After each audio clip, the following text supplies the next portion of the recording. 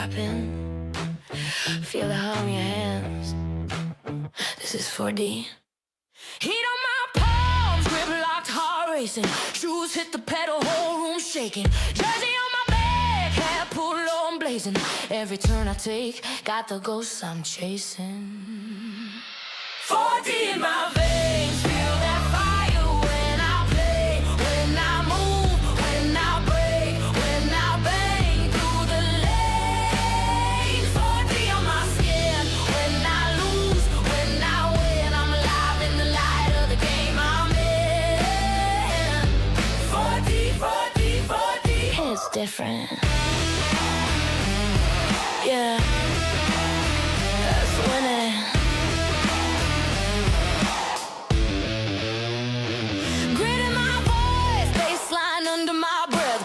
Stamped on the wheel like a crest. I don't just play, I live it. Every stitch says get it. From the couch to the checkered, I'm the storm when I wear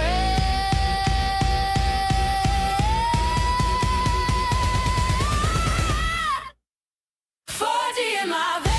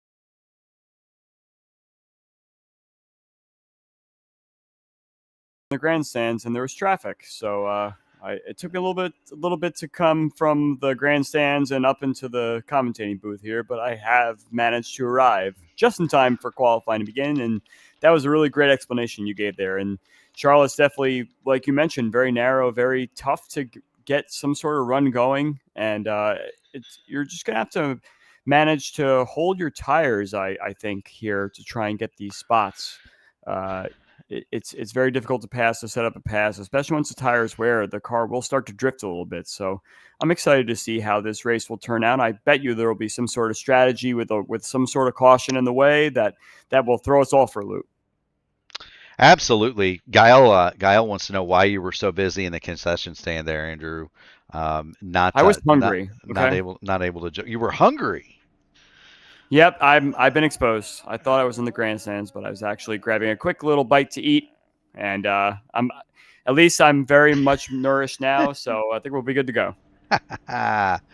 Very good. The ever wonderful Andrew Wood in the booth with us. On the pole, it's Matty Wagner, 220.608 miles an hour. He's joined by Ryan Kelly at 220.384. Larry Yingling, Nicholas Stockner, they're going to go from row 2. How about Chris Stouffer, Craig Forsyth, the 4D twins? They'll have row number 3. Richie Hearn, Frank Irwin Jr., row 4. Jim Herrick and Charles Teed, they're going to round out the top 5. In 11th, it's Jeff Heisong.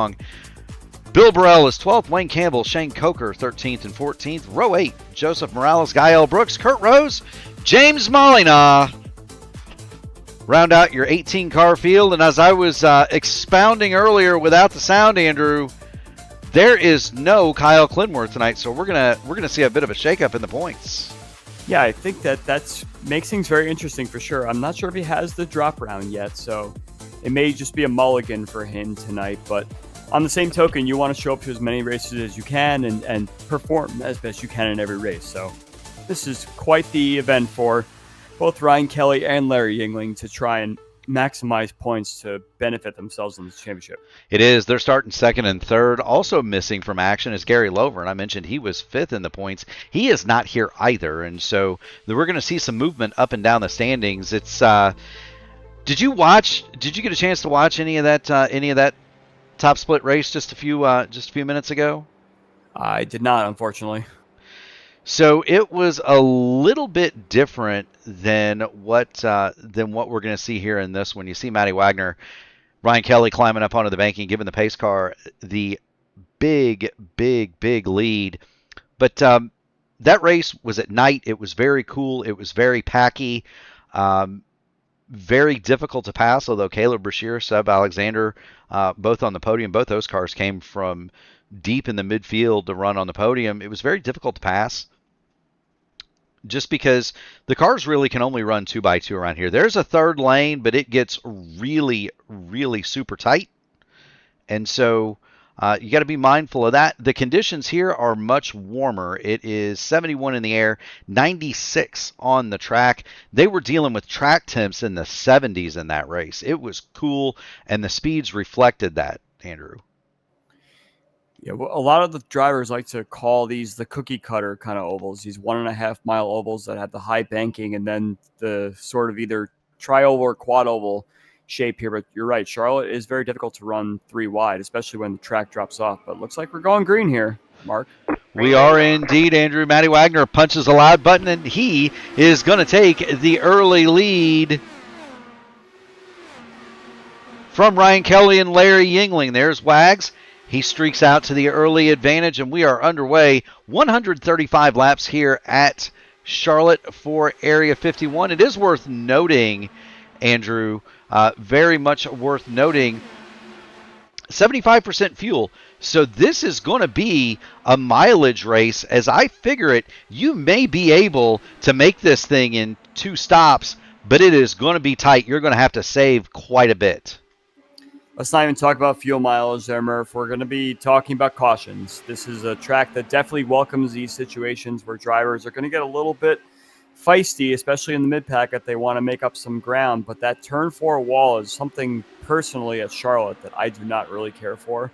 And I guarantee we're going to see quite a few cars hitting the wall there and possibly bringing out that caution that'll switch up the whole fuel strategy. So You'll go with the maybe fuel save. I'm going to go with the fact that we're going to get a caution at some point here. Yeah, that turn 4 wall is really, that turn 4 area really, really tricky. It's not just the fact that the wall wants to rush up and smack you. It's a lot like Darlington or Motegi in that respect. But the other thing is, Charlotte has kind of a weird banking to it, Andrew, where you see how they kind of climb up into the backstretch off of turn number 2? The transition off of number 4, you fall out of the banking. It's very abrupt. And if you're in the high line, especially over there, it literally feels like the bottom of the car is falling out from underneath you as you go into that quad oval, and it really unsettles the car. It's really easy to turn the thing loose, spin the car out. And especially it just upsets the car coming off that roll banking off turn 4. So it welcomes you to go farther and farther towards the wall, and that always leads to some situation. You got Nicholas Stockner that's not scared of that turn 4 wall at all as he tries a pass there on Craig Forsyth. Yeah, Nicholas Stockner passed 2 cars. They got Richie Hearn and Craig Forsyth. Stockner is going to the front. I would surmise, Mr. Wood, that everybody in this pack is saving fuel. Matter of fact, I can tell you one car that is for sure saving gas, and that is Craig Forsyth. I guarantee you he's got that thing turned down already, and he's driving to a number.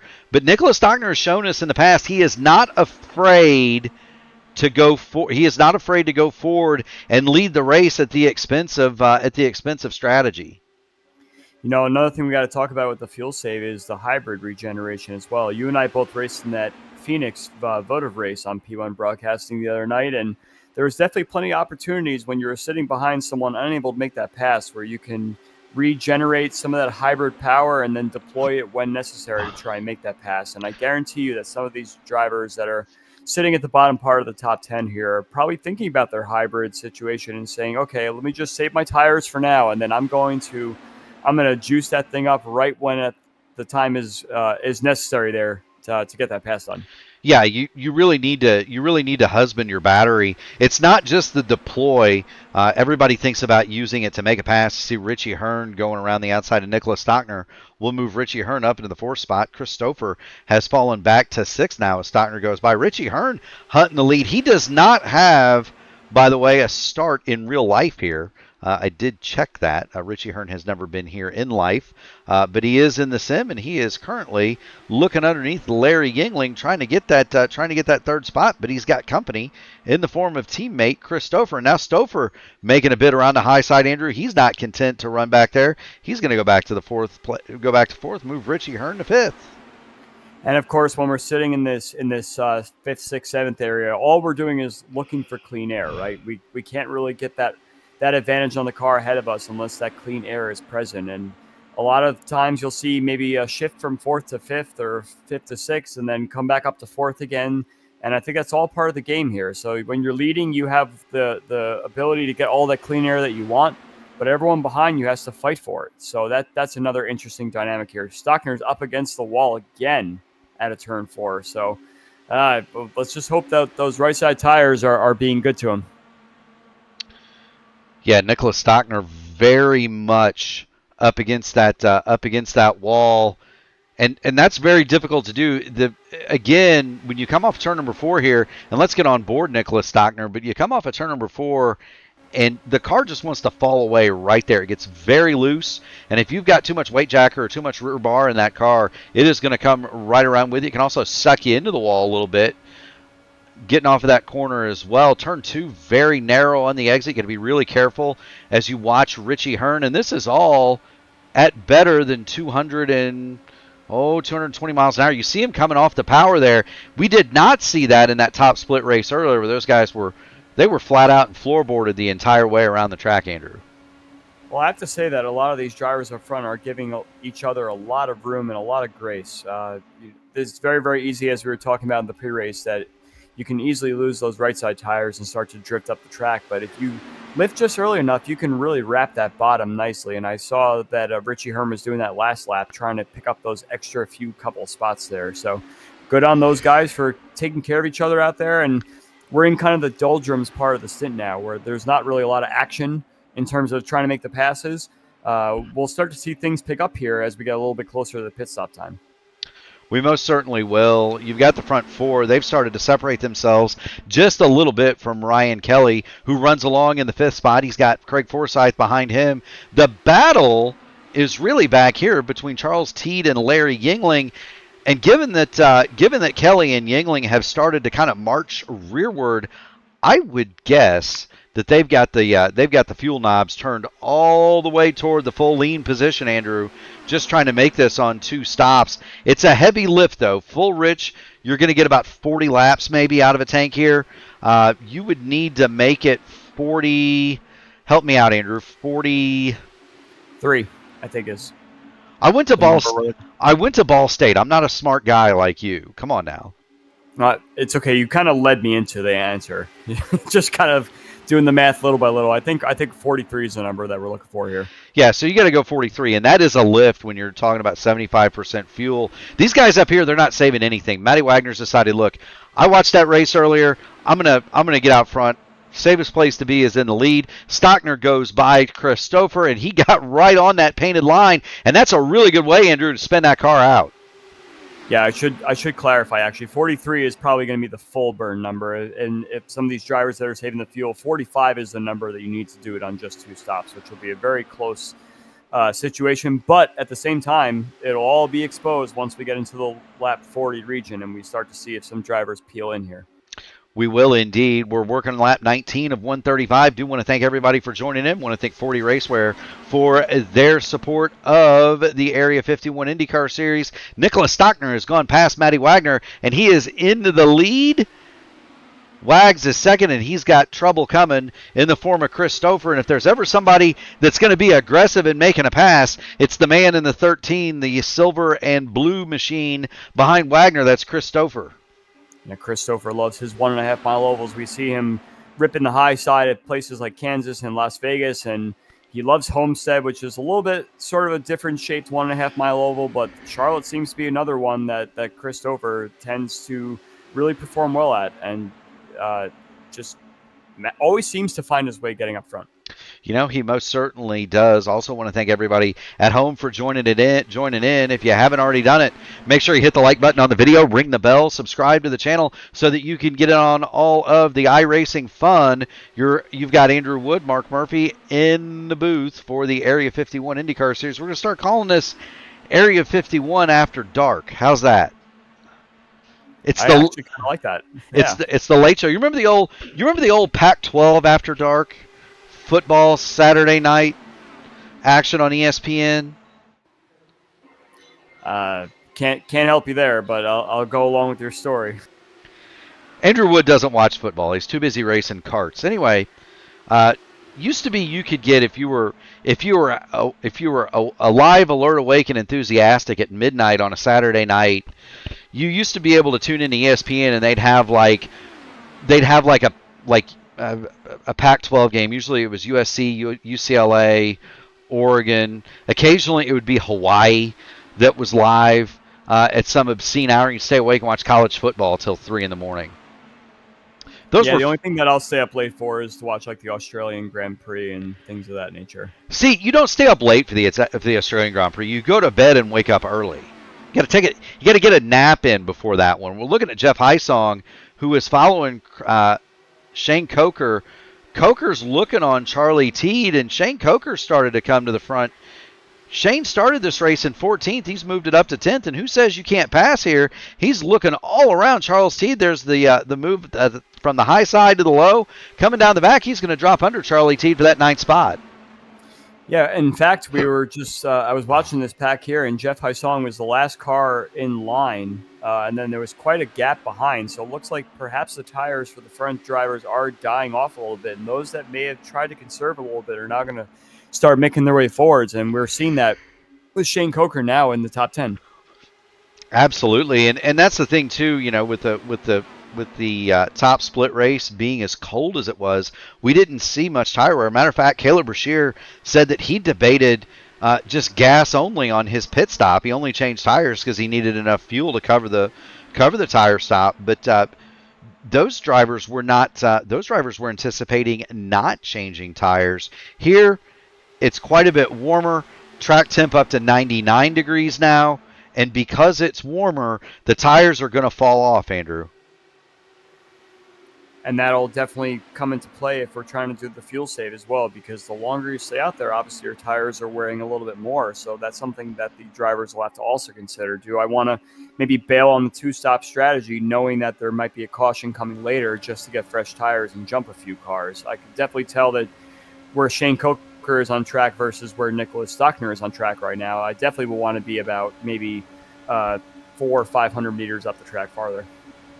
Well, and there's definitely fall off. Fastest lap for Nicholas Stockner, 24:043. Fastest last lap for Stockner, a half a second slower. We're watching Richie Hearn on board, and I like what Richie is doing, Andrew. He is shading Christopher a good lane and a half higher in the corners, trying to save those Firestones as he rides along in that fourth spot, 215 miles an hour. And you can tell he's also saving fuel nowhere near the chip as he came down the front straightaway. Yeah, and we're actually seeing Nicholas Stockner almost pull a slight gap on Wagner. Just as I say that, Wagner's closed it up quite a bit, but I wonder if Stockner is just enjoying all that benefit of that clean air as well, and Wagner is perhaps maybe on a lighter fuel map and just letting Stockner drive away a little bit and then suck back up to him on the back straightaway again. That's a potential strategy that a driver such as Matt Wagner might employ later, just to get that extra bit of fuel, but also stay within reach of the lead. You know, if you're out on the highway and you're worried about policemen and you want to speed a little bit, you wait for a guy to pass you going flat out so you can. No, don't say that. So you can follow him. We call that a pigeon. No, they'll catch anyone that's doing over the speed limit. I've definitely seen those police videos where, just because you're the third car in line doing 20 over the speed limit, you will get pulled over also. They just happen to catch you first. Or you just wait 20 or 30 car lengths behind them and let them go through the speed trap first, Andrew. Yeah, but when the cop pulls out a line and starts chasing, they'll catch you first. Anyway, we've gotten way off the mark here. Andrew Andrew Wood, Wagner's losing the lead here. Yeah, Wagner's going to lose out in second spot to Richie Hearn. Richie Hearn's going to go for the lead, and he's going to try to track down the pigeon, Nicholas Stockner, as we get to lap 33 complete, start working 34. Richie Hearn all over the back of Nicholas Stockner.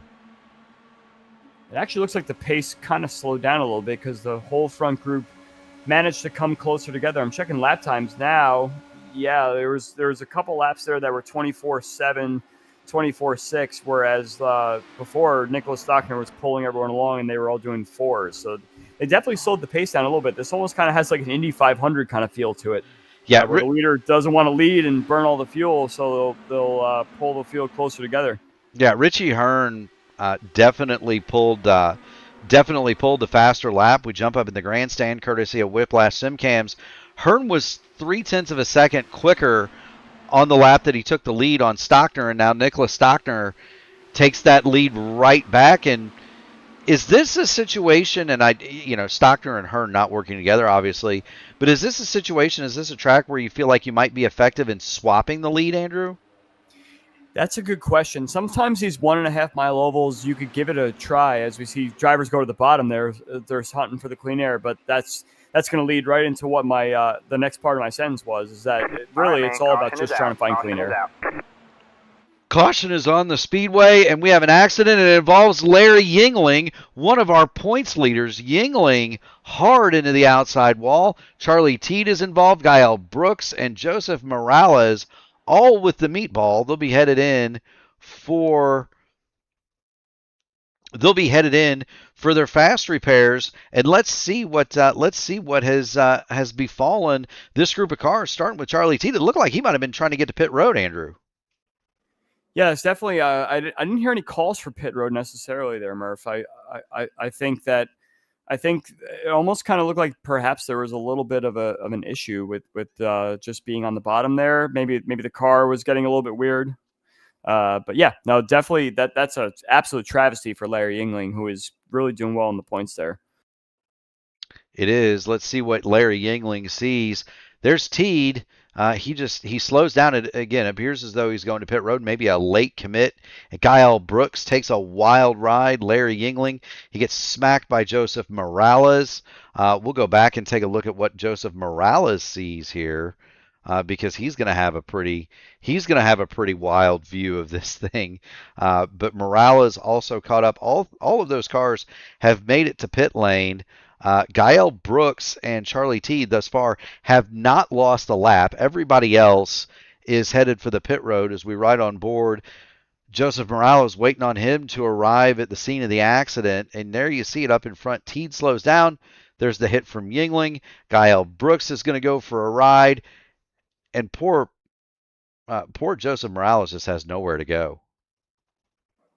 Yeah, that's actually definitely one of those situations for Joseph Morales. He was really hanging on to the back of the pack there, waiting for situations to happen, which is the Joseph Morales strategy most times, which pays off for him. But this time he just kind of turned the corner and suddenly there was a pile up and there was nothing really Morales could do there. So that's unfortunate that it seems like his race has taken a turn for the worse. Yeah, he's had to tow. So too Larry Yingling. Charles Teed has made it back to the pit lane, and he's going to try to get repair before the pace car comes back around. Do want to thank 40 Racewear for their support of the Area 51 IndyCar Series. You can get all your sim racing hats, shoes, gloves, championship rings, and other apparel at 40racewear.com. Also want to thank everybody for tuning in. If you haven't already done it, make sure you hit the like button on the video, ring the bell, subscribe to the channel so that you can get in on all of the iRacing fun. Charles T down and away. So too Joseph Morales and Gael Brooks. That means that Larry Yingling is the last one on the pit lane, and that is simply because his car has not yet arrived there, Andrew. Yeah, I was listening to some of the radio transmissions here, and it seems that Charles Teed actually hit his pit speed limiter button a little bit earlier than he wanted to, which kind of explains why he had a slow card there on the bottom. But yeah, that's I didn't see any indication that the car was coming in right away. But yeah, it just seems like a little bit of a misunderstanding there. We've seen this in a couple of these NASCAR races too, where drivers are going a lot slower than the actual speed of the cars on the track. And if you're not watchful of the cars that are on the bottom side, it could easily result in an incident. It can indeed. The other thing is everybody has made a pit stop here because we were pretty much at the end of the fuel run. And I got to believe that this might, Andrew, this might throw the fuel save almost out the window because they came in lap 37 of 40. They're going to have a restart here, and they're going to have to go, 48 laps on a tank, and that's going to be a tall order. We'll see. Richie Hearn's going to lead him back down for the restart. Gee, I wonder who predicted that, Murph. Are you saying you have a future career as a psychic, Andrew? I'm just going off trends off the Area 51 races that we've had in previous, and I would imagine that some of these races that seem like they might be a fuel save might not just be as cookie cutter as we think. Very much so. The trick is to keep your track position while you save fuel. Tell you who wants some track position. That's Matty Wagner. He's dove under Richie Hearn and gone for the lead. And how about Ryan Kelly? Through all of that, he fell back, and somehow he's made his way back up to third, Andrew.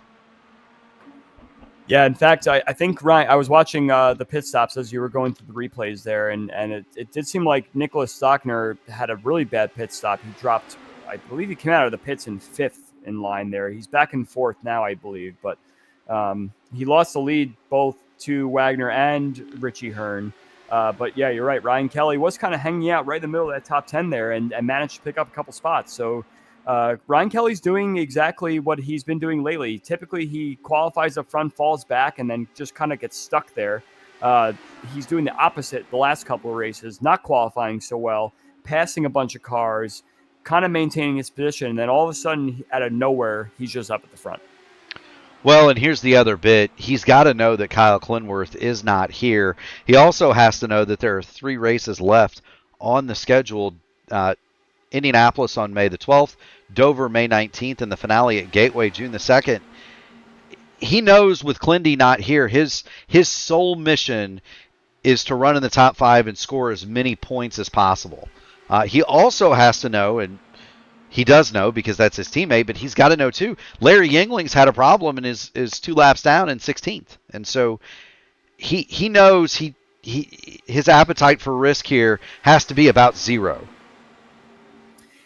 Yes, I agree with that, and I can confirm that we are no longer fuel saving, Murph. We have lap times dropping about 3 to 5 tenths faster than we were running at the end of last stint. You can even visually see the cars are running a lot faster now. So I imagine that the time for making your passes on the restart is quickly coming to a close here. Now we're going to start this conga line of cars that are running single file, as we see Stockner is trying underneath Richie Hearn for second place there, but I'm a little bit scared about what's going to happen with these cars in turn 4 once they really start putting the pedal to the metal and getting all that dirty air. So we're going to have to keep a watch on that turn 4 situation like we were talking about in the pre-race. Yeah, they start sliding around out over there. You're going to need to be careful. Richie Hearn dives it back under Matty Wagner. Richie wants to lead this race for a little bit. He grabs the top spot, move Wagner back to second. Meanwhile, Ryan Kelly and Nicholas Stockner having a battle for third. Stockner's got to get out of the gas and not to let Chris Stouffer on by, and here comes Craig Forsyth. He'd like a piece of that too, Andrew. Well, I may predict something, Murph, but I didn't predict that we'd be side by side this far into the stint. I figured that we might be going the single file dirty air train here, but these drivers have proven me wrong yet again. So they're really working those tools inside that car to try and make the advantage that they can, and everyone's got a little bit of a different agenda at this point in the race. Do I want to save my tires like a Shane Coker and fall back a bit, or do I want to really, really go for it and get that clean air? It's definitely trade-offs for both. Do I want to save my fuel? Do I want to save my tires? Do I want to go to the front? Choices here, Andrew. Meanwhile, Wagner and Hearn swapping that lead. Wagner has it one more time. Chris Stouffer, our man in third, he's been riding the cushion for the last few laps. He goes to the bottom here. Richie Hearn will go to the high side. But Chris Stouffer has made it past Ryan Kelly, made it past Nicholas Stockner. Stockner has dropped back to 7th. Chris Stouffer is in third, and he is hunting Matt Wagner. Now, there's 2 guys, along with Richie Hearn. There's 3 guys that have how many hundreds of starts together. Get Craig Forsyth up there, and you're looking at 4 of the most experienced drivers in an IndyCar in the service, running 1, 2, 3, and 5. And of course, they're going to put on a really, really great show for us, like they always do, Murph. And I find it interesting. I'm watching these drivers do the swap for the lead, kind of what we were talking about 20 laps ago or so. Yeah. But what's interesting for me is the angle of entry for the drivers entering turn 3. If we kind of highlight that, you can see they're entering very, very low and barely washing up the track. So I'm really starting to wonder if we're really heating up that right rear tire a lot, trying to just drive off the right rear and stay on the bottom. Or are we just trying to protect the bottom as best we can until those tires start to go off eventually? Well, you pointed out, we jumped on board Richie Hearn, and he didn't do it that time, but you're right. The angle that he was taking into turn 3 was very, very shallow. It was almost severe in how shallow he was making that corner, and Richie has decided he might not like to do that anymore. You can see on the steering wheel, on the Cosworth Pi dash, you can see 4 blocks in the lower right-hand corner. They read static because we're not in the race, and iRacing does not display other drivers' data to spectators for obvious reasons. It would be a competitive advantage. Let's say if Andrew was feeding information to Matt Wagner, it would be to Wagner's advantage to know how Richie Hearn's tires were wearing. With that said, Richie's gonna know what corner he's wearing more than the others, and how much he wants those tires to be wearing. And so you look down at the dash and you see the right front or the right rear go red. Normally on an oval, we're not going to look at the lefts, Andrew, but you look down and you see one of the right sides getting too hot. It tells you need to change something about either your style or the tools in the car. Yeah, and that's definitely the case. And if you want to explain to the folks watching too, like obviously those shallow entries that Richie Hearn, that's going to be burning the right front initially, but then if you're really trying to drive off the right rear with a higher weight jacker setting, that's going to burn that right rear tire off. Am I correct? Yeah, so you're going to do two things with the car right there to get it to turn. One, you're going to put the you're going to increase the weight jacker, which going higher on the weight jacker, for those of you who don't know, it basically makes the right rear spring more stiff. It also in the sim has the effect of raising the right rear corner.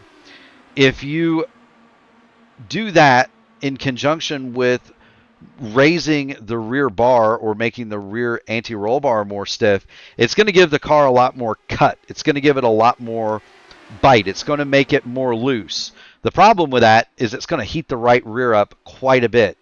You can also soften the front anti-roll bar. When you do that, it's going to cook the right front.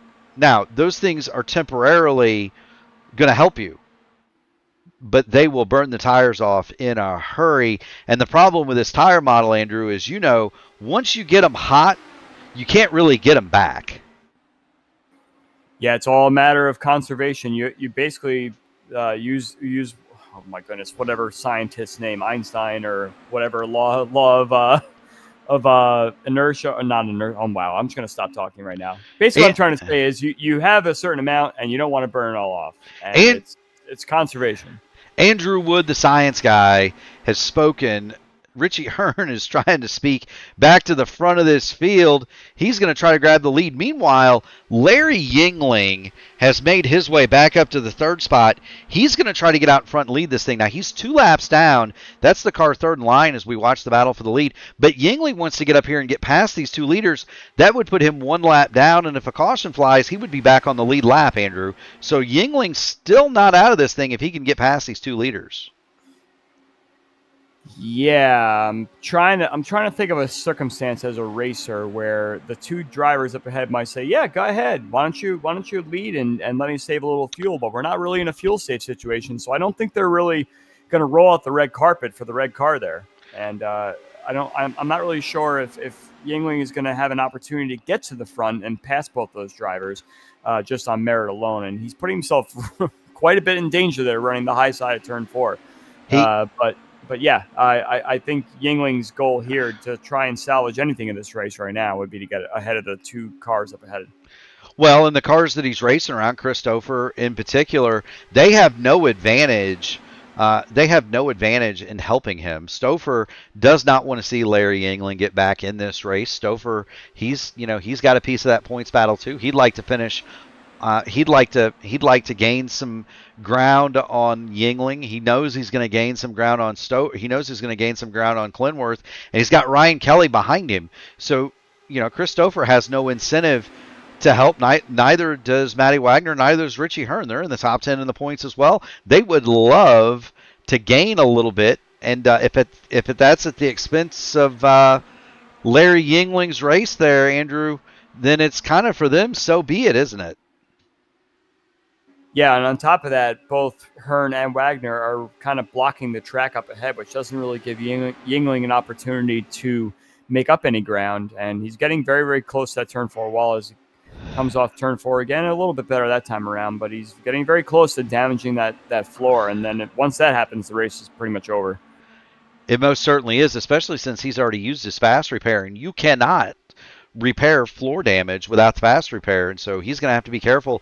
Do not smack that wall. Meanwhile, Richie Hearn, he'll blast back to the bottom side. Richie Hearn is going to go for the lead. Matty Wagner is now second, moves Chris Stouffer up to third, Ryan Kelly fourth, and then you've got Craig Forsyth back here in the 5th spot. There's Craig.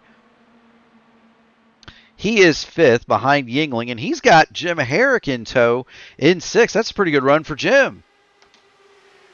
Yeah, Jim was running in that front pack that we saw right before the caution there, and he was making up a couple spots, losing a couple spots, maybe choosing a little bit incorrectly, trying to find the clean air of the cars ahead. But yeah, great run for Jim Herrick, and I'm sure he's very happy with where he's running right now and keeping it off the walls and hopefully getting a couple more spots. Most certainly is. Frank Irwin Jr. runs along in the 7th spot. That's Irwin in the VP Racing Fuels machine. Jeff Heisong, we talked about him a little bit earlier. He's in a duel with Wayne Campbell. This is 8th and 9th. So racing, even though it might be a little bit more of what was that term you used earlier, Andrew? Conga line? Yes, conga line. I would sing it for you, but I've been advised by Gary Godso for copyright reasons to no longer sing in the broadcast. But it's not so much a conga line back here. Please no singing. Is that a Ball State thing as well? Were you singing there? No, that's a Mark Murphy thing. Okay. You're actually the only person I ever met in my life that went to Ball State. I don't even know where it is. Sounds pretty prestigious. Muncie, Indiana. I'll tell you what. Next time you come to Indiana, I'll take you there. How's that? Great, a little campus tour. I'll give you the campus tour. We'll get you a cold refreshment at the Sigma Newhouse, where I spent most of my time studying. Andrew, studying in the Sigma Newhouse. We'll get you. We'll get you all about town. Shane Coker has caught this group, and Coker did this the last run, Andrew, where he kind of laid back and saved tires. We saw him doing that earlier. He is much quicker than both Campbell and Heisong. He's going to go to the high side. He's going to get by Jeff Heisong, and it's not going to be long before he disposes of Wayne Campbell either. Shane Coker started to come to the front. My, oh my, Jeff Heisong was all over the place through the quad oval there. I think he got very close to Wayne Campbell and then sort of missed his entry into turn one and touched that white line a bit. That could have been really, really bad. But yeah, Heisong is starting to fall back a little bit. Now he's starting to fall into the clutches of Nicholas Stockner, who also seems to have dropped way back from where he was running earlier in this race. Yeah, Nicholas Stockner is in 11th spot. He was among our early leaders. Charles Teed is 12th. He, of course, involved in that early incident. He's taking his fast repair. He stayed on the lead lap. He's got Gael Brooks there behind him. Kurt Rose is 14th. And then Bill Burrell runs along in 15th. There's Bill. Pit stop's coming, Murph. Hate to interrupt you. Wagner will be taking his second pit stop this lap. Here it is. There's Matty Wagner in the pit lane. Here comes Heisong as well. So pit stops have begun. No more fuel saving. 36 laps, Andrew, on this initial run. Just to kind of give you an idea, they still lost 0.4 of a second a lap on that run. 0.4 to half of a second on that run. Even though they were going faster, they still lost that. Wags in the pit lane. That gives the lead over to Richie Hearn. Chris Stouffer, Ryan Kelly now third, Forsyth fourth, Jim Herrick fifth. Now, let me ask you this. Wagner obviously is short pitting this thing here a little bit.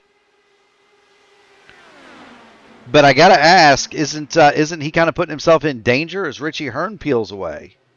Yeah, well, I think this is just a matter of dragging everybody else in with you because, like you just mentioned, we were losing 0.4 a lap, 0.4 of a second between the fresh tires and the new tires. So this is all in an effort to get more track position and try and get a better pit stop and get yourself away from everyone else that could be drafting around you. So I think as expected, yes, it is early, but Wagner has dragged more drivers in. He's dragged Richie Hearn in. He's dragged Charles Teed in. I believe Gael Brooks is coming in this lap. Frank Irwin Jr. is in as well. So yeah, it's all a matter of strategy saying, I want to be the first person to make the pit stop. I can't make it on just one more. So let's drag everybody else in and hopefully I'll come out ahead of everybody else. Hopefully so. I'm going to highlight something as Craig Forsyth comes into the pit lane. We're going to jump up on his roll bar for the stop in that Forsyth Racing liveried machine. You see Forsyth, he's got the clutch in. He's going to drop that, roll away. Watch how bumpy this pit exit is. We saw Ty Keelis spin there in the race earlier today. It is not easy to get off of this pit lane, Andrew Wood. No, that's one of the least favorite things I have to say about this track, honestly, Murph. Charlotte's definitely not a track I like to race on, so I'm happy to be up here with you, fully nourished after my concession stand visit. And yeah, we got board drivers in, Stouffer's in, Yingling's in. I do not like exiting this pit lane. I almost inevitably have to do it a bunch of times to practice in order to do it effectively during the race and still hold my position. Yeah, it is not a lot of fun. It's just very bumpy. Ryan Kelly is going to make his stop. Wayne Campbell dives onto the pit lane. I believe that was Jim Herrick behind them. You've also got Kurt Rose. Kurt Rose has spun it, but he is in the pit lane. That is not going to cause a caution. That's just time. And that leaves this man right here, Shane Coker, as your leader. Coker working at lap 42. but he is going to succumb and head on to the pit lane as well. Nicholas Stockner is in, and that is the balance of your pit cycle. That's going to hand the lead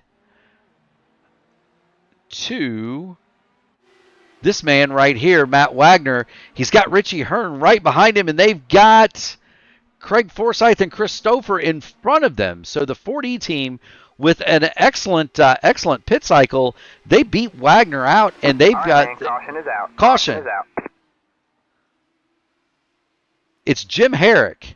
Yeah, I was actually on board with Wayne Campbell, watching him exit the pit lane, and all of a sudden, just the car went flying into the wall, and I believe that was probably Jim Herrick there.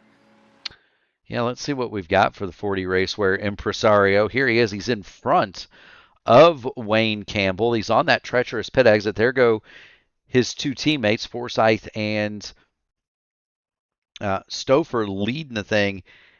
It's a carbon copy of what happened to Ty Keela in the top split race, Andrew.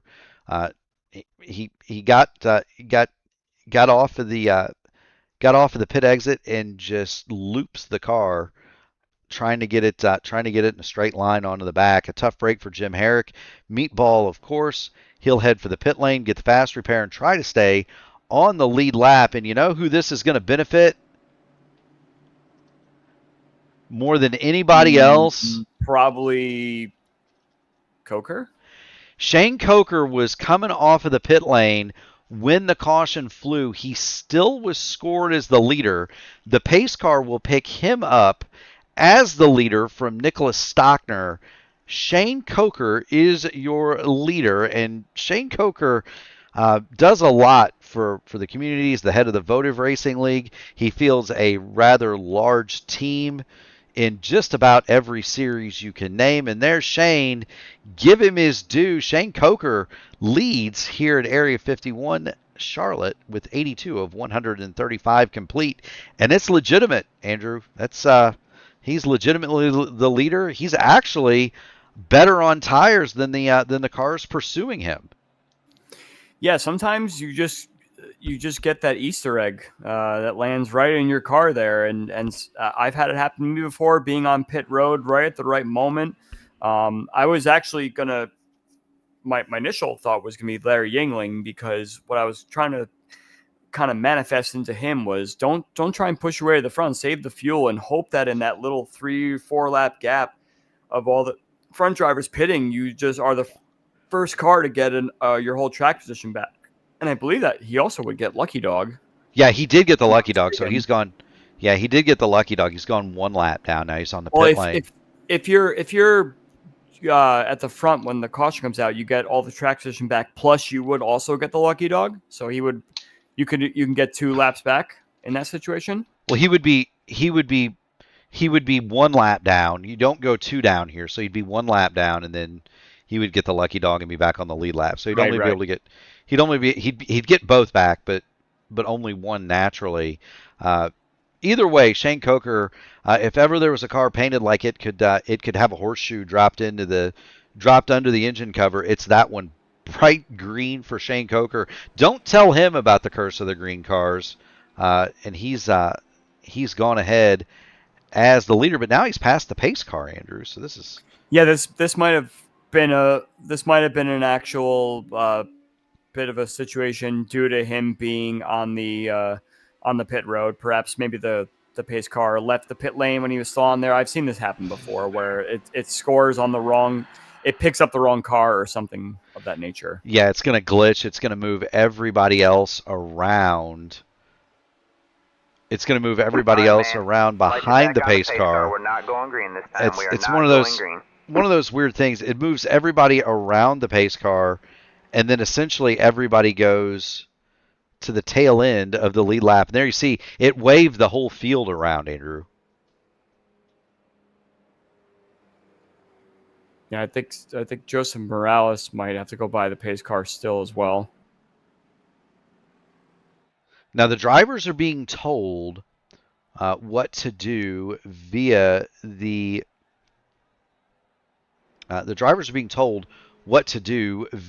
instructions that iRacing gives them in their cockpit, so they know where they're supposed to go, who to pass, who to not. Morales may be in a situation where he's not allowed to pass the pace car, so he would be the tail end of 2 laps down now. Now he's going to be waved by the pace car. So all of that to wave around Joseph Morales, who is still going to be 2 laps down. How about that? I'm listening to all the radio communications. We've had this confusing situation happen before, but I think it's going to all be sorted. It's all going to be sorted out here in about 2/3 of a lap or so. Well, the good news is most of these drivers here are veterans enough to know just to follow the instructions in front of them from iRacing and get it I would sorted. hope you don't need to be a veteran to follow instructions. Otherwise, I'd be in trouble. Well, it depends on if it benefits you, right? If it doesn't benefit you, some guys don't like to follow instructions when that's the case. Anyway, Shane Coker is going to be your leader. He's going to have Nicholas Stockner behind him in second, then Chris Stouffer, Craig Forsyth, and Matt Wagner, your top 5. They're going to let the pace car get way out in front, as is the custom here in Area 51. And we'll get back to green flag action with 50 laps to go and Shane Coker in the lead. Yeah, I'm a little worried about what Shane Coker is going to do from here because, as we mentioned, he was holding back a lot, saving tires and attacking later. Now he's not going to be able to hold back. Otherwise, he'll just fall through the field. So we may see a different strategy from Shane Coker, one that he may not be comfortable with, but let's see what happens. Green flag is out. Shane Coker hits the loud button, and he will go into the lead. Now, here's the thing. You mentioned he's been saving tires with... You mentioned that he's been saving tires. The best place to save tires is at the lead.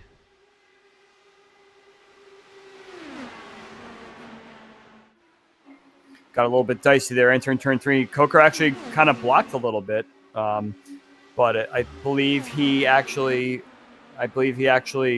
was able to stave that off. But I'm not sure if that's going to be for long. But yeah, if he's trying to save tires out in the lead, that's one thing. But once you start to fall back second and third place, you're going to have the track blocked up ahead of you, similar to what we saw with Hearn and Wagner before. So it's going to be touch and go, really. We got different players up front here and a lot of hungry drivers that were once up front and want to get back up there again. So we start to see this 2x2 action, and we're still not really predicting there'll be any fuel situation either. Yeah, no, there's no fuel situation here. It's 50 odd laps is way too long. 50 odd laps would be right at the edge of a full tank, and these guys are on 75%. Meanwhile, Chris Stouffer has pulled up alongside Shane Coker. Chris Stouffer making a bid for the lead, the grizzled veteran. They almost came together at the start-finish line. Stouffer has the lead, and there goes Forsyth, and Coker nearly trying to arc the corner, gets up into Craig. Forsyth's going to go to second, and now next up on that hit parade is going to be Richie Hearn as Nicholas Stockner looks to the bottom. It's getting fun, Andrew. Yes, and like I mentioned, I was a little worried about Shane hasn't led yet. He's only really saved his tires and started to come up later, and now he's put himself in an uncomfortable situation that he's not really sure how to exactly navigate the cars that are maybe coming a little bit faster around the outside, if he's still trying to save some tire or something like that. But everyone seems to be getting through right now, and now Shane has put himself still in a good track position and able to benefit from whatever he's been placed in, but he'll fall where he'll need to fall in order to pounce later. Yes, he will. Meanwhile, Chris Stouffer has pounced. He's gone to the lead. He's going to face a challenge from 40 teammate Richie Hearn on the bottom. Hearn trying to grab the lead here. Richie goes to the bottom, and he'll take the lead over Chris Stouffer. Craig Forsyth has the best seat in the house, although he's got a challenge from Ryan Kelly.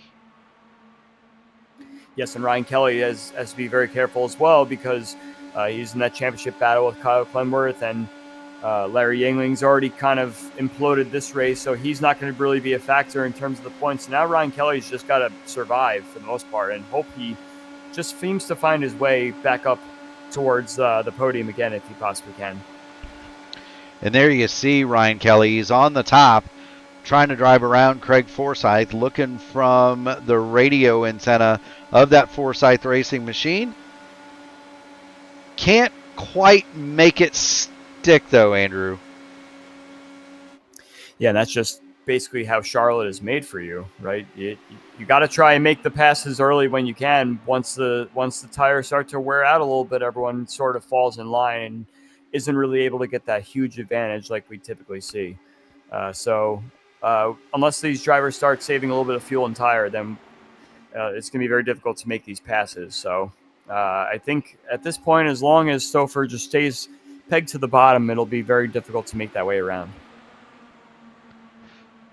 Very true, very true. Do want to thank everybody for joining in. If you haven't already done it, make sure you hit the like button on the video, ring the bell, subscribe to the channel. 3 more to 2,400. If you haven't already done it, make sure you hit that. Make sure you hit that subscribe button. Andrew, let's talk a little bit of strategy. We don't think they can make it. Do you short pit here? Man, that's a good question. I'll have to give that one some thought. If anyone's going to do the short pit, it'll be Wagner, since he obviously has the least amount of fuel on board. So if he wants to split this last little bit in half, that might be beneficial to him. But it's always risky if you pit early, just because if someone manages to mess their pit cycle up, that could really put you at a disadvantage. It didn't happen the first time around, so I can't imagine that it suddenly would happen the second time around. But anything's possible on this difficult banked oval to try to get on the pit lane. But I think you'll see some short pitters. If I had to guess, now that I've given it some thought, someone's definitely gonna roll the dice.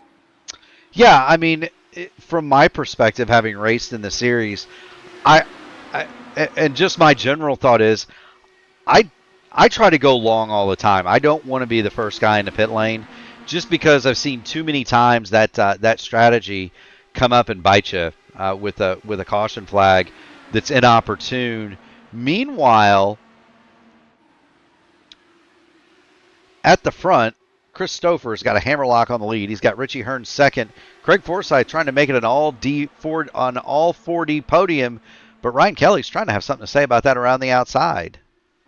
Well, I'm just going to follow up quickly on that strategy play as well. Like if you do that short pit, you put yourself at a disadvantage with worse tires at the end of the race. Whereas if you don't outrun the people and get that jump that you really want to, then people on fresher tires are going to obviously be in a better situation to pass you. So it's definitely it's trade-offs either way.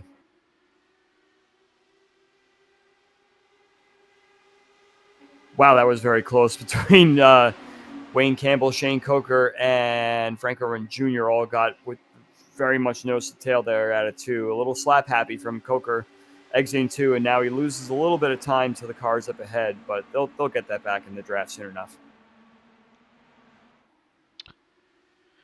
Yes, they will indeed. And that's the thing. As long as you're within 1.8 seconds of the car in front of you, and every car on the lead lap, with the exception of Bill Burrell, is certainly within that envelope, you can very easily close the gap, right? Just with the draft, and just with the draft. And so looking at the front, Hearn and Stouffer look pretty solid up there. Forsyth and Wagner now battling. Ryan Kelly has backed out of that fight. He is now 5th. You've got Nicholas Stockner 6th, and Shane Coker's hanging tough. Andrew, he's still in 7th.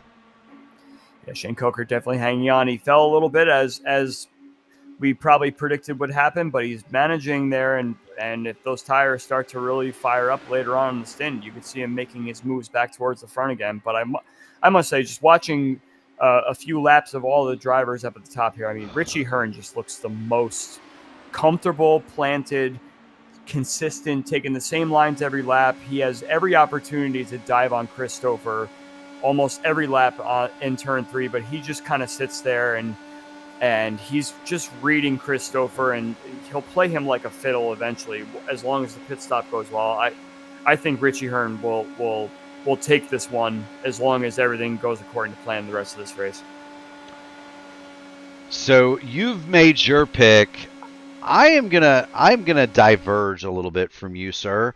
I think it's going to be Matt Wagner. I'm going to tell you why. I don't think we're going to have another caution here, and I have a feeling Wags is going to make a pit stop. Big dive for the lead there out of Wagner. I think he's going to make a pit stop here in about 10 laps. He's going to come in. He's going to be one of the first. He's going to come in within 5 to 10 laps. He's going to be the first one on pit road. He's going to have a huge advantage, and he's going to roll out and win a race. I think everybody else, knowing the players involved here, Ryan Kelly has no incentive to do anything. We have our first bite coming in this lap. It's going to be Craig. Yep. Continue, please. I'm sorry to cut you off. He's going to have Jim Herrick with him. But Ryan Kelly has no incentive to gamble. I would have thought it'd been Wagner that would have gambled, but instead it's Forsyth. I don't think that it's going to be much longer before we see Wags hit the pit lane either. Wags is coming in this lap. Coker is coming in this lap as well. So just like last time, Murph, it's going to be a matter of these drivers are going to drag each other in one by one. All you need is one domino to fall, and then the rest won't be long before the rest comes in. Stockner has kind of lost the draft a little bit right now. I imagine it. Sorry, Wayne Campbell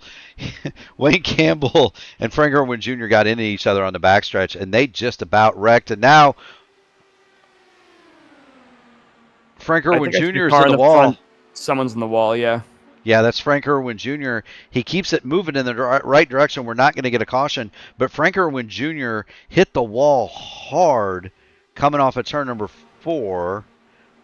And this is kind of that thing that you were talking about earlier, Andrew, with the exit of turn 4.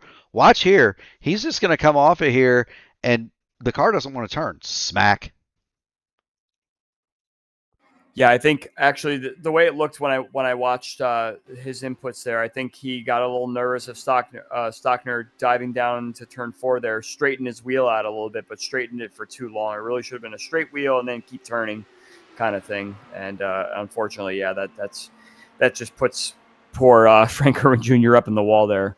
But yeah, we still haven't seen the leaders pit yet, so maybe Craig hasn't dragged everyone in yet in that battle. I believe Craig is ahead of Wagner. So Craig is the leader on that strategy. And I mean, they're spread apart quite far. Yep. Forsyth has quite a gap on Wagner right now. Yeah, well, it's 0.8 back to Jim Herrick. There's Jim, and then you can see Matt Wagner behind him another half a second. So Craig Forsyth, he's not broken the draft, but he's certainly got one advantage. You look off the Bobby Rahal cam for Craig Forsyth, that's a beautiful sight for him in terms of late race. There's nobody in front of him to throw dirty air on the front of that Forsyth Racing machine. Meanwhile, Stouffer and Hearn keep going at it. Ryan Kelly has the best seat in the house for that battle. He is third. They are running around at 24.263, which is essentially the same speed as Craig Forsyth. Yeah. Oh, Richie Hearn called his pit and missed it. And he almost took, I think he almost took Haisong with him. I think it was Jeff Haisong that got very close to him on the exit of 4 there. But yeah, that's Richie Hearn's. Unfortunately, that's going to probably put him a lap down. Yeah, we're going to watch. Or at least well off the pack. Yeah, he's going to lose the pack for sure. Here it is. He's getting ready to break down for the pit lane. He's on that paint, Andrew, and that can be... Whoo, Ryan Kelly just saw his life flash before his eyes. Oh, okay, it was Ryan. I thought it was Jeff. It was Ryan Kelly, you're right. Yeah, it was Ryan Kelly. He gets it down on that paint, and there's not a lot of grip on that painted blue line. Ryan Kelly has gone to lead over Chris Stouffer, so he will at least get a bonus point for leading a lap. There he goes. He and Stouffer continue to circulate. But if you're Kelly, if you're Stouffer, why not stay out? They're running more or less the same speed as Forsyth, Wagner, and others. Richie Hearn now has fallen behind that group as he exits pit lane. He's going to be something like 4 seconds back as Shane Coker here as pit stops shake out. But it's going to be the battle between Ryan Kelly, who we see circulating, and Craig Forsyth and Matt Wagner. Wagner has now gone past Forsyth as Stouffer hits pit lane. It'll be interesting to see where Chris Stouffer filters out.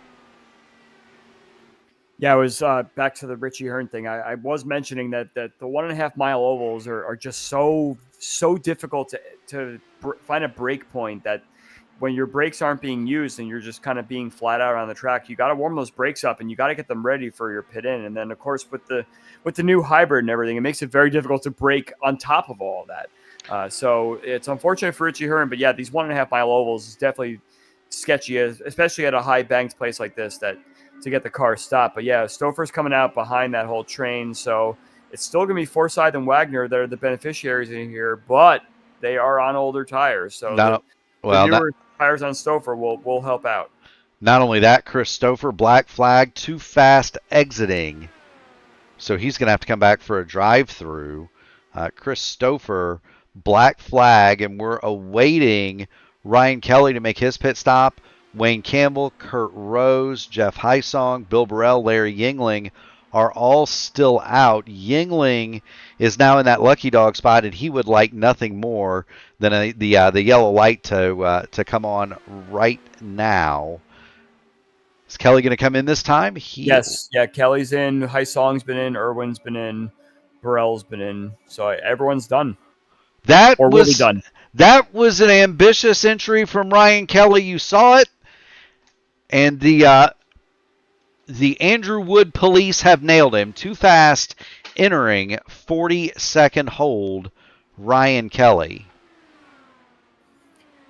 Oh, that really is a shame. All the drivers that waited to pit, it's almost like they were saying, man, I ran as fast as I possibly could, and I really need to do everything I can to get the best entry and exit possible so that I could outrun everyone that's been on fresher tires. I mean, all three of them, Richie Hearn, Chris Stouffer, and Ryan Kelly, have all botched their pit stops. And wow, how this race has turned. It most certainly has. Kurt Rose is the last car that hasn't pitted. He and Larry Yingling. There's Rose. He's going to pit, and that's going to mean that this man, Larry Yingling, is currently scored as the leader. Now, if a caution comes out now, he would be on the lead lap. He'd have to make a pit stop. And honestly, Forsyth, Wagner, Herrick, those guys, they last stopped 15 laps ago.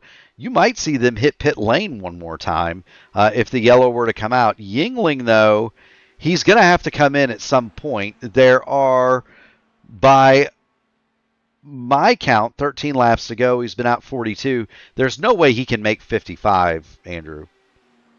Yeah, we almost had a yellow last lap. Bill Burrell got very loose down the front straightaway, and great car control from Bill Burrell there. It didn't look like a lot on the screen, but I think he was feeling a little bit shifty there. I think there was a car coming up that might have spooked him a little bit, but we saved ourselves from a yellow there, just as you were talking about it. But there any chance that a yellow comes out at this point will definitely shake things up quite a bit. But I mean, what a great job by the early pitters. They all managed to tuck themselves nicely into the pit in, pit out, and put a lot of pressure on those guys that stayed out. They did indeed, and they've all come together. Greg Forsyth has the lead. Matt Wagner is to his outside. Row 2 is Jim Herrick, Nicholas Stockner, and then you've got Shane Coker and Wayne Campbell in close attendance behind them. Richie Hearn is 7th, but he is 4 seconds in arrears from the battle for the lead, and it almost looks like the start of this race as we come to get 10 to go, Andrew. Well, that's quite a good recovery from Richie Hearn if he's only that far back. I think at this point... Whoa, Jim Herrick! Jim Herrick! He saved it! Yeah, I didn't get to see that quite yet. I'm sure we'll take a look at the replay, but I was looking at where Richie Hearn was, and you're right. Once these drivers start stacking up on each other, it's only a matter of time before Richie Hearn might be able to catch up. But yeah, let's take a look what happened to Jim Herrick here. It's just a little bit of cutting grass at 220 miles an hour. He comes off at turn number 4, and that car starts to wiggle with him. And then he gets on the AstroTurf in the chicane for the Roval, and that just turns him straight sideways. Jim Herrick does a masterful job of not crashing his car or anybody else, but that's going to put him from 3rd to 6th as we run here. And there's Jim Herrick. We get back on board. But that's what he sees. He was on the second row not too long ago. Now he's all the way in the back. And Matt Wagner, Craig Forsyth, 2 old pros, they're going to duel for the lead. And they've got Shane Coker right behind him in 3rd. Yeah, that was very similar to the Bill Burrell kind of moment that I saw as well, except Herrick's was a lot more dramatic. So glad we caught that one on film. We're getting very close to the end of this race here, Murph. about 7 to go, I believe. Richie Hearn's probably too far back to be a factor at this point. So we're really just looking at this top 6 here. And I think any of them have an opportunity, really. Forsythe just has to plan himself on the bottom line. And man, this would be quite poetic for Forsythe to win after having just a horrid season in pretty much every league he's been in. He's not really taken to the new settings on the car quite nicely after having chatted with him a couple weeks ago. But man, I'm sure he is so hungry to win the race. Matt Wagner is hungry to win a race. So this is going to be all hands on deck. I hope he can stay green these next 6 laps. Well, not only that, but then you've got 2 cars on the second row there in Coker and Campbell who have never won. Right? I can't recall a major race that Shane Coker has won, nor Wayne Campbell.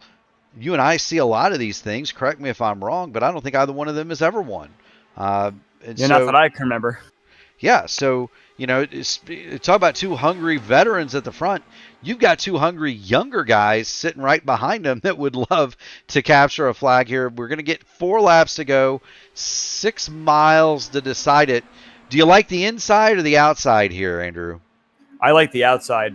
This long into a stint, as long as you can keep that car pinned low, I think the outside will eventually take over. Herrick goes low again. We're 3 wide going into turn 3. I mean, Wayne Campbell at this point just picking any line that there is no car, hoping for some sort of advantage there. But I think the inside is taking advantage now. But Wagner might just be cooling his tires off a little bit to try and make a run with 2 to go here. You saw that he was side by side and able to stick there early on. I think he's able to do that again, but yeah, it's very crazy. And Coker, especially saving his tires like he has been doing all race long. It's going to come down to whoever just runs those better last 2 laps. I think Wagner's going to have a run here on the last lap. He is now in the top split race that we saw earlier today. Kyle Clinworth and Caleb Brashear were just like this. Neither one of them made it back to the flag. Seb Alexander brought home the trophy from that second row. And so just because you're leading this thing coming to get the white flag, and we are now, it is not yet decided. Forsythe on the inside, Wagner on the outside, Campbell third, Coker fourth. It's the final lap here at Area 51 in Charlotte. Forsythe, he's going to get the advantage by about half a car length coming through turns 1 and 2. Down the back they charge. Wagner's going to get the run on get the draft on the back. And who's got the battery to press it coming for home, Andrew? And Stockner hits the wall coming out of turn 4. But yeah, Wagner just did not get that outside line really at all on the last lap like he probably wanted to. He needed to stay a little bit tighter to Forsythe to force him. But that was really great that Craig was able to wrap the bottom like that and hold on to it. I really did think that the top was going to come into effect there. What a race. It most certainly was. There's your winner, Craig Forsythe, over Matt Wagner and Wayne Campbell. It's been a while since we've seen a Craig Forsythe celebration. Does he even know how to spin out anymore, Andrew? I would hope so. It's just like riding a bike, Murph. I'm sure I don't have to tell you. I haven't spun my own donuts in quite some time now myself, so I hope I remember when and if the time comes. I'm sure you'll do just fine. Here's Craig. He's just going to park it on the start finish. There he goes. Let's see if he gets the brake bias right. He wasn't going to deprive us of that. You know that. Well, he's got to get the brake bias right. We need those nice tight donuts, Craig. Not the. He's getting kind of loopy. We'll have to ask him about his technique there. Craig Forsythe is your winner from Area 51 at Charlotte. Matt Wagner second. Wayne Campbell, nice podium for the 42. He's going to bring it home third. How about Shane Coker? Shane Coker fourth. Nicholas Stockner fifth. Always great when you see different names up front. Jim Herrick, Richie Hearn, Jeff Heisong, Guy Brooks, and Kurt Rose round out your top 10. In 11th, it's going to be Charles Teed. Bill Burrell is 12th. Frank Irwin Jr. 13th. Chris Stover 14th after the speeding ticket. Larry Yingling and Ryan Kelly cannot capitalize on Kyle Clinworth's absence. His nearest pursuers in the points, 14th, 15th, and 16th today. Joseph Morales and James Molina out of the event this evening. 18 cars signed it in, Andrew. I mean, that couldn't have gone any worse for both Larry Yingling and Ryan Kelly, starting towards the front, both of them in the championship fight, and they're the last two cars to cross for the checkered flag. That's a bummer for that team, especially as they both had an opportunity to capitalize tonight. Yeah, there's going to be a debrief for sure when it comes to that crew. Let's see if we can get some drivers in here. Looking for Wayne Campbell, and I don't see him, Andrew. Yeah, we got to find Mr. Campbell for sure.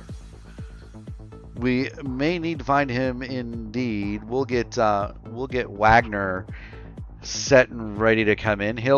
I'm sure Matty will have something to say here, Andrew. I believe he will, whether it be good or bad. Oh, how can you be upset with running second? We'll go ahead and bring Matt Wagner in. Matty Wags, you've got Murph and you've got Andrew Wood in the P1 broadcasting booth. You got a copy? I got a copy. Excellent deal. So you had the high side. You had the high side, and you had one of the oldest pros in the business below you. He has less hair than I do. What about it? What do you think you needed to get? What do you think you needed to get by him? You mean my crew chief for Friday nights? You put his. You're the one who put his face on the pit board. That is true. That is true. Give me something to look at. Well, anyway, so as you saw earlier during the race, I was trying to test the highlight. I got a little bit out in front.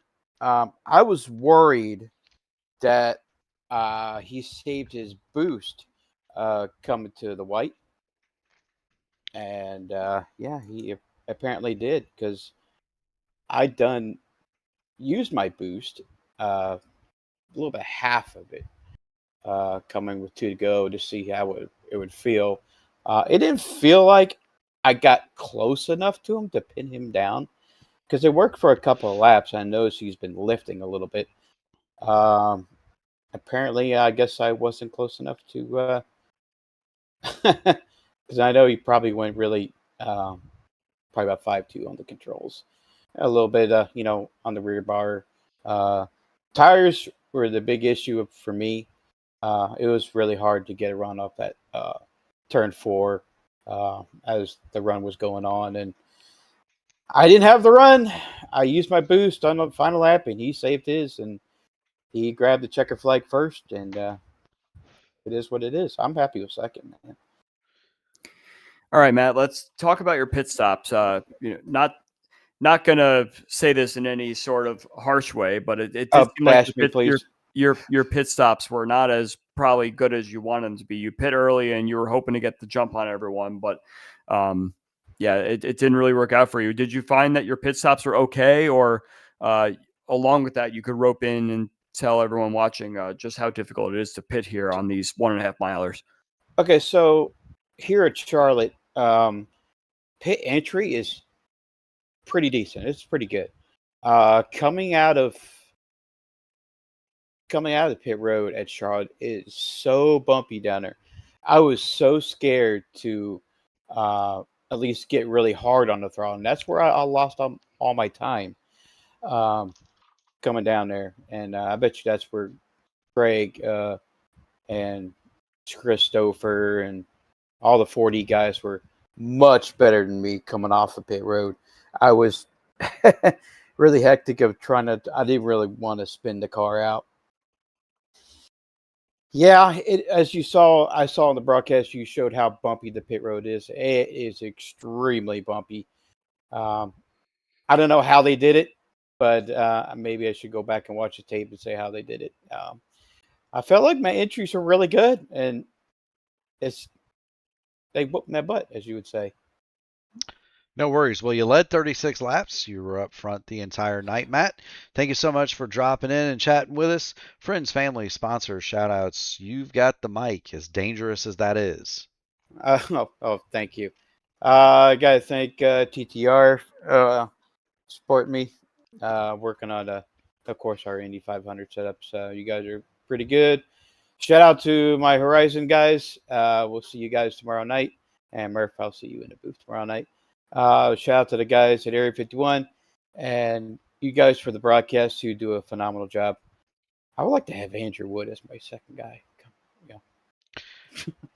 I would like to have him. You'll have to call his agent. I don't know if he's available. I think he's dropping bowling balls on his left foot on Wednesday nights. So Plus, I also get lost in the concession stand allegedly. he Wait a minute. did bring me a hot dog. Was there a little concession stand during the race? No, I just didn't make it in time. Pretty much is where that all started. Yes. Oh, okay. I got you. I understand. Yeah. So But you were watching the broadcast. Didn't you catch any of this? Yeah. I watched the broadcast when I race, guys. I got a monitor above my head. I never could do that. So kudos to you. But thank you so much, I Matt. can never do that myself. Yeah. So, good for you. Thank you All right, guys. Thank you so much, Matt. Keep going fast, having fun, buddy. All right, man. See you guys later. It is Matty Wagner. He finishes in the second spot today. We're going to flip-flop back to Wayne Campbell. He didn't lead any laps, but he comes home second. Wayne, you've got Murph and you've got Andrew Wood in the P1 broadcasting booth. You got a copy? Hey, I hear you guys. I got third, by the way. Third. Well, we're kind of going out of order. True. You started 13th. You wound up at the sharp end of the grid. Talk to us about your day and passing all those cars. Yeah, most of the day I kind of sat back from the group, mostly because I had a Q ban. So I was like, oh, I'm gonna play good. Like I don't want to mess anyone up, since I had a couple bad races last week. Anyway, so this week I decided just lay low, keep my tires nice and ready, and every time people pit, I had a couple laps of just map one, try to draft someone, catch up to the pack again. And I think it worked out. The last stop, I came out. I think I was behind Shane, and Shane had a couple laps more on tires. I was able to pass them, but then of course the front two were a wall, and it was Charlotte, so couldn't pass. Yeah, Wayne, congrats. It's good to talk to you up here on the podium. I'm sure you feel good about that, especially starting at the back there. So we didn't really see a lot of the turn 4 drama like we typically see here at Charlotte. So did you find that the setup was a little bit easier to kind of stay off that? Did you alter your driving a little bit to make sure you didn't get up into that wall there? Because that always seems to grab people here. So talk about just how difficult it is to play around with the tools and everything like that, and everything that you did to get to the front. Yeah, so personally, usually on Charlotte, I am using the anti-weight jacker on the exit of 4 just to keep the rear in check. This setup, I am no setup expert. I can mess with the fixed a little bit, but once it goes to open, I'm clueless. But yeah, this setup I didn't really have to mess with the weight jacker a little bit. I think I was +5 on some turns as the run went on to make the car turn more. And then just neutral on exit 4. So this setup was pretty easy to drive today. Well, relatively easy. Well, I'll tell you what, you certainly made it look easy coming from the back. Thank you so much for stopping in. Congratulations on the podium. When you get on the podium here at P1, you get the mic. Friends, family, sponsors. Shout them out, my friend. Yeah, I'd like to thank, I think my dad's probably watching. Maybe not live, but he'll watch it eventually. I'll let him. I won't let him know until he sees it. And then my wife for letting me, play around with cars every night. So there you go. That's the important one. Keep going fast and having fun, Wayne. We'll see you at the next one. Hey, guys. Absolutely. That is Wayne Campbell. He is your third place runner tonight. And for a very happy winner, we've got the golden helmeted one that belies his lack of hair. Is the cat happy with you tonight, Craig? They aren't even on top of the computer. I don't know how to react. I do feel a little lonely tonight. Well, at least you didn't get. At least they didn't chew through your Ethernet cord. That happened to Richie once. You had a battle royale with Wagner there at the end. Talk us through your thoughts and keeping him at bay. The two of you have pretty much been racing against each other forever. How did you think that was going to go versus how did it go, or did it go according to plan? I mean, the main thing with Charlotte is that, like, if the leader doesn't want to let you by, it's nigh impossible. You can do passes and stuff where the tires are fresh, but once the tires have worn down, it's nigh impossible to get by someone on the bottom. When Chris and Richie had the front there, and I was just sitting in third. We had the 1, 2, 3. I think Matt got by me. Then I think Ryan was up challenging me, or maybe it was Wayne. And it was like, okay, so the only way I'm going to get past these guys is to undercut. The undercut, of course, I mean, it's a winning move as long as it stays green. Admittedly, it is the same move I pulled off last night and fixed, and somehow that stayed green. So I figured, may as well try it. What have I got to lose? Pulled the undercut. Sure enough, that worked. So that just it left us, Matt and I, for the first little bit, we were going back and forth, passing each other while the tires were new. We had lots of pace. Then once the pit cycle completed, it was just a matter of ensuring that the guys behind us didn't get opportunities to go by us while their tires were fresh. And then once they wore down, it was just it was defense every corner, making sure that Matt was always having to run a wider line than he wanted to. If I saw him starting to get a run, feed it a bit of hybrid, recharge the hybrid going into the corners when I saw that he'd given up on his runs. But I mean, it's a timing thing, and if you get the timing wrong, the guy, Matt, if Matt had gotten his timing exactly when I got my timing wrong, would have been a completely different outcome. I mean, I think 100 more feet down the road, and Matt would have had me if the start finish line had been a bit further along. So yeah, no, it was a great battle. I mean, I don't think we even 0x'd each other once the entire time we were wheel to wheel that close and never touching. It's a great way to race. Man, Craig, you answered both questions I had prepared for you in that in that talk there. So nice job. It's been a rough season for you. I know you haven't been up in the podium talking to us much, but I will ask you, just in general with the hybrid usage on this track, you're pretty much foot flat to the floor the whole time around, pretty much for all 135 laps. What sort of hybrid maintenance do you need to do in order to hold that lead and make sure that someone behind you isn't just juicing up to get around you on the outside? Do you have to use it multiple times a lap, every lap? Are you constantly pushing buttons, or are you just using it when you feel like you need to? At the end, I was holding it, and just anytime I needed it, I was just basically watching Matt's runs and just giving myself the juice when I needed it. But then it was a matter of, you had to remember to manually recharge into the corners once you knew that the run had petered out, because of course, even though you're in the corners, you're still foot to the floor. Manually recharging still slows you down a bit, but you need to have that hybrid available, because if you get caught without hybrid when the guy behind you is on it, you're going to get dusted. It is true boost at a track like this, that it creates an overspeed with both the draft plus the hybrid. The car who tries to do that is going to get past you before even the entry to the corner. So yeah, that's basically what I was doing. It's just anytime I felt the need for matching the run, pull a bit of hybrid just to get my speed back up a bit. As soon as we got into the corners, manually recharging the hybrid just to get it back up to 100%. Well, you managed the hybrid just about as well as anybody could have tonight. Craig, you bring home the trophy. It's good to see you back in victory lane, buddy. Friends, family, sponsors, shout outs. The floor is yours. I got to thank the whole team over at 4D Racewear. I mean, we were on good charge tonight. Jim didn't have the luck with the caution there. As he said, he was down in the dumps about the caution, and then was able to get his way back up to 6th. So he's like, well, I shouldn't be disappointed with that, but I'm still disappointed. He was still disappointed at himself for the caution. But no, Richie and Chris had a good fight tonight. I mean, just little mistakes. But and then Bill had a good race as well tonight. everyone's happy over at 40, and sponsor for the league, sponsor for the team. So anytime we can shout out and sponsor for the broadcast as well. So anytime we can give him a shout out, we like to.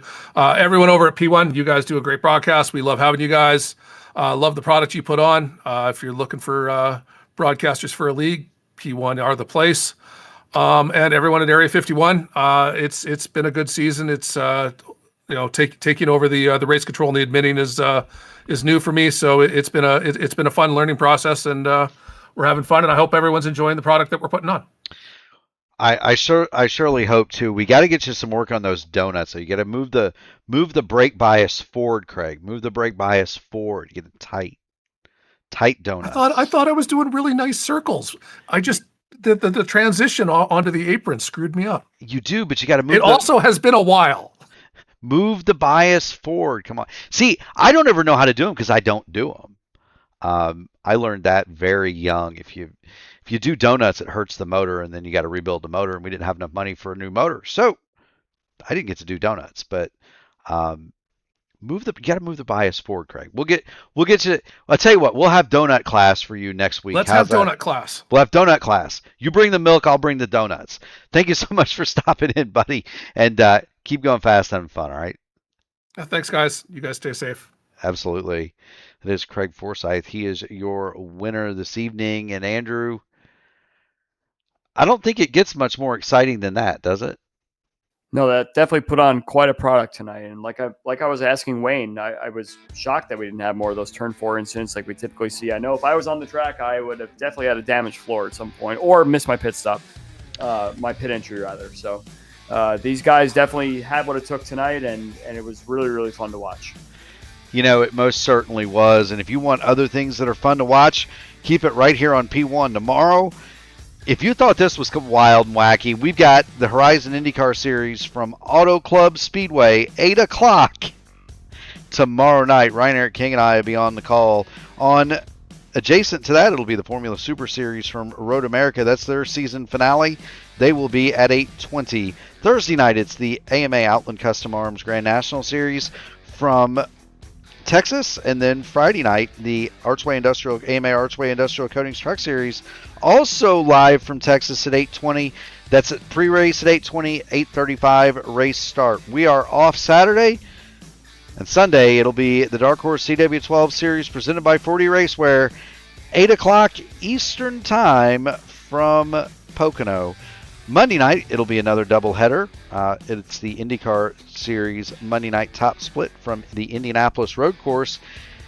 And then the big one. This is the big one every time they go there, and we're getting into May. It'll be the Indianapolis Motor Speedway on Tuesday night for the IndyCar Oval top split. The Indy Next top split is going to be at Mexico City next week on the oval there. That'll be fun. The next Area 51 race, May 12th, the Indianapolis 500 kilometer. May 12th, 9:30, right here on P1. We do want to thank everybody who tuned it in with us tonight. Remember, if you haven't already done it, make sure you hit the like button on the video, ring the bell, subscribe to the channel so that you get the little notice every time we go live. You don't want to miss it. Want to thank all the competitors on the track for putting on the show. But, Andrew, we really want to thank the people that actually make it possible. The military, the police, the firemen, the EMTs driving the ambulance, and the nurse that unloads you when you get there. From the bottom of our hearts, we thank you all, and we will see you tomorrow night. Another doubleheader is on the way on P1.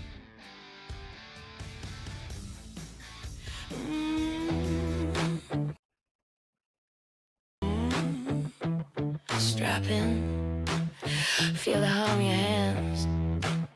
This is 4D. Heat on my palms, grip locked, heart racing. Shoes hit the pedal, whole room shaking. Jersey on my back, hair pulled low and blazing. Every turn I take, got the ghosts I'm chasing.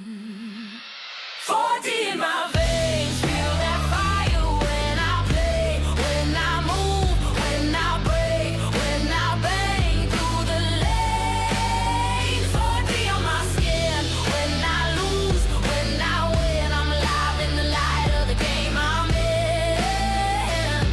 4D, 4D, 4D, it's different.